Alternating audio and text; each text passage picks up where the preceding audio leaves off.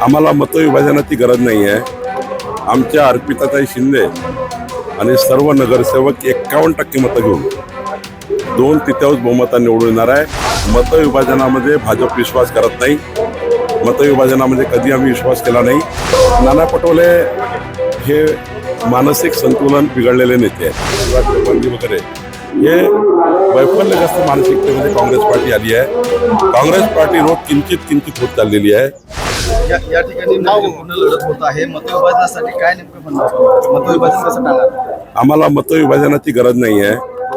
आमच्या अर्पिताताई शिंदे आणि सर्व नगरसेवक 51% मतं घेऊन 2/3 बहुमताने निवडून येणार आहे. मतविभाजनामध्ये भाजप विश्वास करत नाही. मतविभाजनामध्ये कधी आम्ही विश्वास केला नाही. आमचा विश्वास जनतेवर आहे.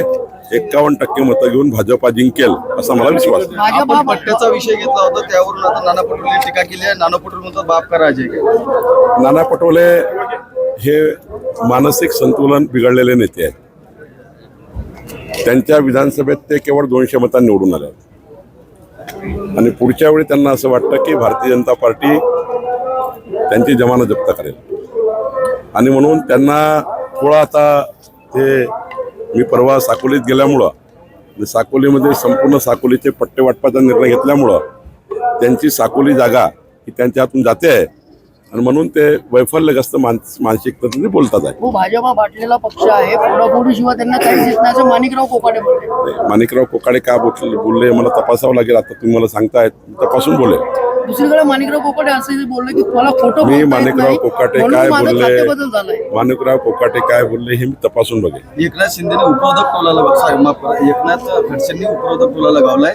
लाडकी बायको योजना आणली, अनेक ठिकाणी कुटुंबातील उमेदवार दिले. नाही, आता एकनाथ खडसे काय बोलले किंवा माणिकराव कोकाटे काय बोलले यापेक्षा बुलढाणा शहराकरता जे महत्त्वाचे निर्णय आपण घेतलेले आहे, मी ठरवलं आहे. देवेंद्र फडणवीसजींनी मला सूचना दिली आहे की बुलढाण्याच्या संपूर्ण जे काही घरं असतील 15/10/2024 नंतरचे 15/10/2024च्या आतपर्यंत त्यापूर्वीचे त्या सर्व घरांचे प्रॉपर्टी कार्ड देण्याचा निर्णय आपल्या सरकारने केला आहे. या बुलढाणा शहराचं CTS करून देणं, भूमी अभिलेख करून देणं, या नक्षा स्कीमची योजना आपण या ठिकाणी करतो आहे आणि सोबतच सरकारी जागेवर बसलेल्या सर्व घरांचे या ठिकाणी पट्टे वाटप करण्याचाही निर्णय आम्ही करतो आहे. खऱ्या अर्थाने बुलढाण्याच्या जनतेची सेवा करण्याची संधी आम्हाला मिळाली आणि माननीय देवेंद्र फडणवीस सरकारच्या माध्यमातून आम्ही हे करतो आहे.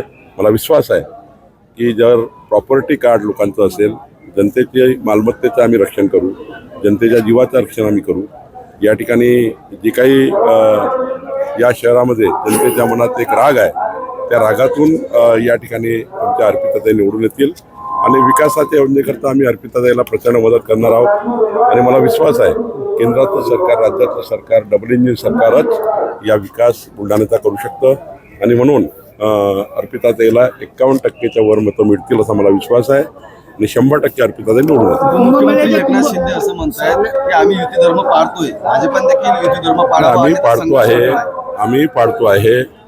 मी हेच सांगितलं समन्वय समितीच्या बैठकीमध्ये, आमचे ठरलंच आहे कोणीही मतभेद आणि मनभेद होणार नाही याची काळजी घ्यायची आहे. मित्रपक्षावर टीका करायची नाही याची काळजी घ्यायची आहे. सर्वांनीच याचे बंधनं पाळायचे आहेत.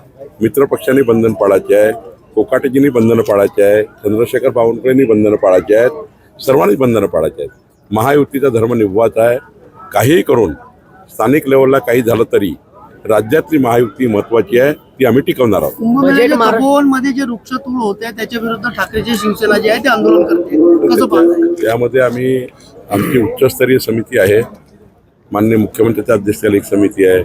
त्या समितीत मी सुद्धा आहे आणि त्या ठिकाणी एक कुंभमेळ्याची समिती आहे आणि तिथलं प्रशासन आहे. हे सर्व तपासून त्या ठिकाणी योग्य निर्णय आम्ही करणार आहोत. कराडमध्ये निवडणुकीमध्ये जे आहे ते मोठी दहशत आहे. त्या ठिकाणी मुख्यमंत्री बुलढाण्याचं काही विचारणार असं ते बोलतायत. आपल्या माजी मुख्यमंत्री जे आहेत ना, त्यांनी आरोप केलाय की देवेंद्र फडणवीस हे दम देतील कराडमध्ये येऊन. आम्ही कधीही दम देत नाही. आम्ही जनतेच्या मतावर विश्वास ठेवतो. देवेंद्र फडणवीस सरकार महाराष्ट्रामध्ये 3,18,00,000 मतं घेऊन आला आहे. काँग्रेसचं पृथ्वीराज चव्हाणची महाविकास आघाडी ही 2,18,00,000 मतं घेऊन मागे पडलेली आहे. 1 कोटी मतानं देवेंद्र फडणवीस सरकार निवडून आला आहे, 1 कोटीच्या जास्त मार्जिनने.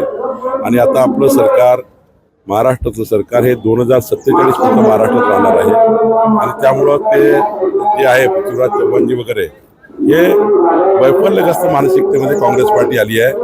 काँग्रेस पार्टी रोज किंचित होत चाललेली आहे आणि त्यामुळे त्यांच्या मनात एक फिअर आहे, भीती आहे, डर आहे की आमची पार्टी आता कमजोर होत चालली आहे, म्हणून आपलं अस्तित्व टिकवण्याकरता काही नेते असं बोलतात आहे.